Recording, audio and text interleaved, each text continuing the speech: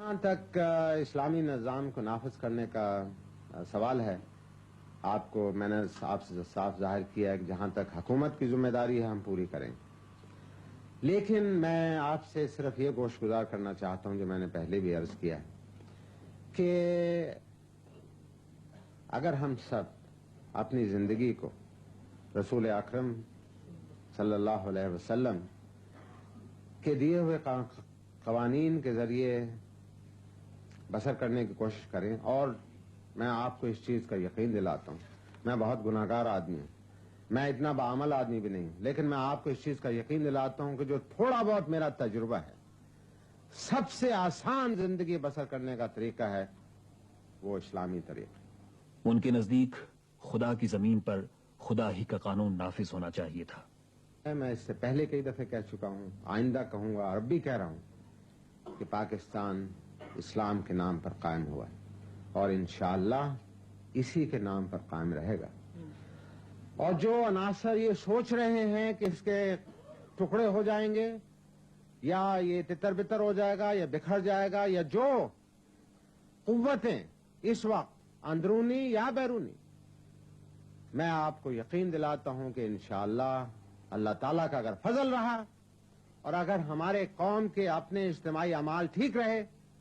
تو اس ملک کی طرف کوئی انگلی نہیں اٹھا سکتا۔ صدر مملکت کی حیثیت سے ملک میں نفاذ شریعت کی جو ذمہ داری ان پر عائد ہوتی تھی، اس کا احساس ان کی رگ رگ میں سرایت کر گیا تھا۔ مجھ گناہگار سمیت کروڑوں اہل وطن اس حقیقت پر پختہ یقین رکھتے۔ جنرل محمد ضیاء الحق سچے عاشق رسول تھے اور وہ چاہتے تھے کہ ہماری زندگیاں اسوہ رسول صلی اللہ علیہ وآلہ وسلم کا نمونہ بن جائیں۔ اسلام ہمارا دین، اسلام ہمارا ایمان ہے،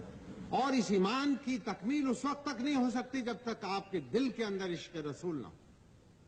اور عشق رسول کا یہ مطالبہ ہے کہ آپ ان کی نوعیت، ان کا مقام نہ صرف بطور رسول بلکہ ان کے تمام احکامات کی پابندی کرتے ہوئے اس مقام کے مد مقابل اگر کوئی آ جائے تو پھر یہ میرے ایمان کے مطابق اس سے بڑھ کر اور کوئی چیز نہیں ہو سکتی۔ لہذا میں آپ کے خدمت میں عرض کرنا چاہتا ہوں کہ پاکستان کے اندر جو کہ اسلامی مملکت پاکستان ہے، تمام اقلیتوں کو اتنی حفاظت موجود ہے جتنی کہ پاکستان کے عام مسلمان شہری، بلکہ اقلیتوں کا درجہ ان سے بھی بہتر، لیکن مشرکین کے لیے ہمارے ہاں کوئی جگہ نہیں۔ ان کا تصور عشق رسول یہ تھا، بمصطفیٰ برساں خیش را کے دیں ہماؤست، اگر باؤ نہ رسیدی تمام بو لہبی است۔ حاضرین اکرام، میں ایک ادنا سا گنہگار انسان ہوں، عشق رسول کا دعویدار دار نہیں کہلا سکتا،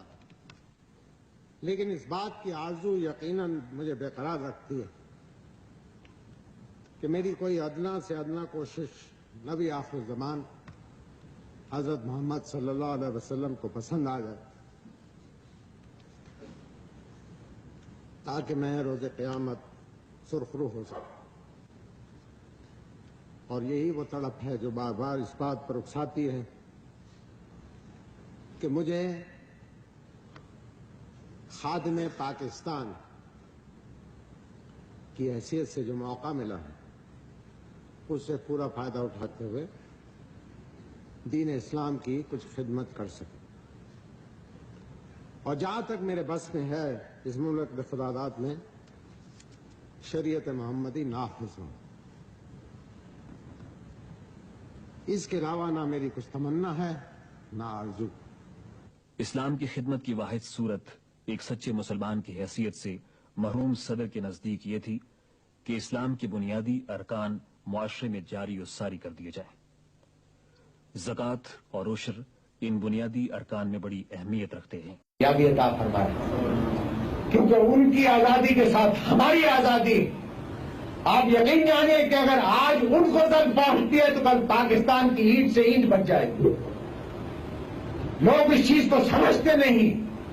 وہ یہ سمجھتے ہیں کہ گرد و غبار جو وہاں مغرب کے اندر اٹھ رہا ہے یہ صرف افغانوں کے لیے. میں آپ کو یہ مطلع کر رہا ہوں کہ اگر خدا نہ کرے کسی طرح سے افغانوں کو شکست ہو گئی ہے تو پھر آپ کا اگلا نمبر آپ کا ہے، پاکستان کا. یہ جو بھائی ہماری جنگ لڑ رہے ہیں یہ اپنی نہیں، پاکستان کی جنگ لڑ رہے ہیں. اس لیے اگر ہم اور کچھ نہیں کرتے تو کم از کم دعا کے لیے تو ہاتھ اٹھائیے کہ اللہ تعالیٰ ان افغان مجاہدوں کو کامیابی عطا فرمائے.